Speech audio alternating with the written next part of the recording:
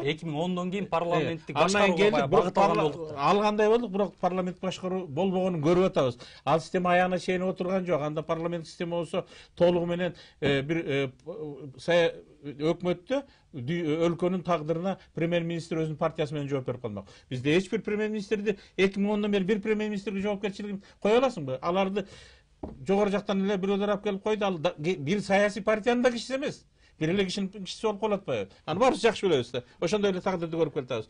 Ошон үчүн биз биринчи кезекте ошо алган системаны тандап алган системадан күнөөлөшүбүз керек. Ошо системаны биз туура иштете алабызбы? Мыйзамды туура колдоно алабызбы? Биз мыйзамга карап иштейбизби же мыйзам бизге карап иштеп атабы деген маселе турат. Мен көрүп атам, баарыбыз жакшы билебиз. Саясий конъюнктурага жараша. Саясий конъюнктурада ким сөздүн ээси болуп калса, ошол мен муну момундай карайм деп койсо, мыйзам ошого карата иштебейт. Мыйзамга карата эмес. Ошол кишинин ошо маселеге карата көз карашына жараша мыйзамдар иштеп калып атат. Бул туура эмес. Биз ушундай нерсени оңдошубуз керек. Ошого кошумча кылып коеюнчу.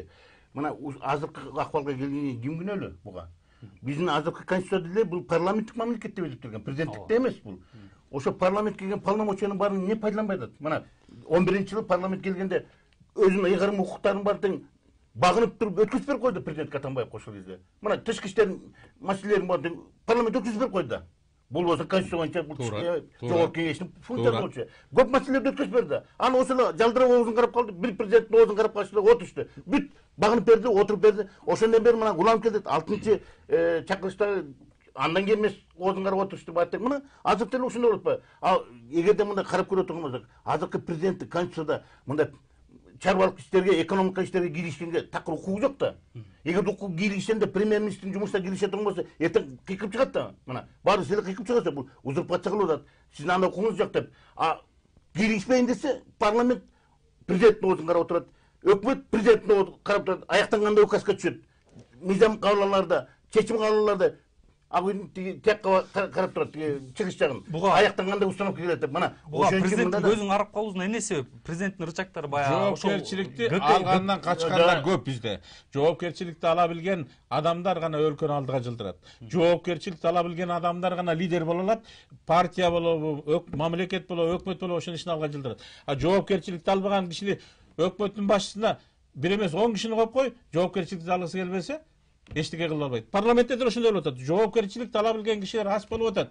Ошон үчүн алар түртө салып менден сурабасын, башкалар жооп берсин деген маселе болуп атат да. Жоопкерчиликти ала билиш керек. Мындай да.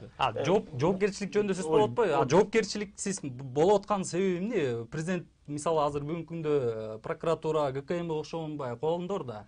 Ошолор аркылуу бир ал ачык эле. Көп депутаттар мен айткандай көп депутаттар булар бизнестен барышты, базардан барышты. Эптеп даже кээ толук билим албагандар барышты. Эки сөздүк айта албагандар отурбай, жана бир сөздү кайталап жазып берген болуп келбей, бир сөздү айта албай ошодон элдин астында шерменде болуп отурбай. Кеп андай эмес, мындайда 120 адамдын жоопкерсиздиги керекпи бизге мамлекетке?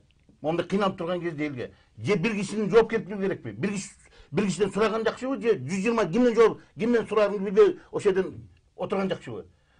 Мына мондай кризистин явленияланып атканда финансы жактан, экономика жактан бардык тармактардан бизде финанс болот. Жумушсуздук, жакырчылык күчөп турганда эмне кылыш керек? Мамлекеттеги ресурстардын баарын бир колго алыш керек. Бардык мамлекет ушинтип чыккан кризисте. Башкаруу формасын кайсысын тандайсыз? Башкаруу формасын тандаш керек. Мен айтып атам, күчтүү бийлик парламент. Жок, күчтүү бийлик керек. Ал болсо эки жакты калдыкта карап чече турган бийлик керек. Элдин маселелерин чече турган бийлик керек. Бирок ал жанагындай Атамбаевге окшоп өз билемдик кылып туруп, узурпация кылып кетпегендей, Бакиевтерге окшогон жанагындай үй бүлөлүк кландык бийлик айланып кетмегендей, аны көзөмөлдөй турган экинчи механизмде түшүш керек. Противовес. Мына экөөнү тең түшүп койгондо ошондо иштейбиз. Анан 120 депутат ар ким жана рак лебед шука болуп туруп баары тең текка тартып. Биз жылбой турбайбыз бирден. Алар чече турган маселени делегат етип койгон текка эч ким чечпей атпайбы аны. Рахмат. Мен буга мынтип айтат элем да. Негизи 120 парламент өлкө болсо деле 120 депутат жооп бербеш керек.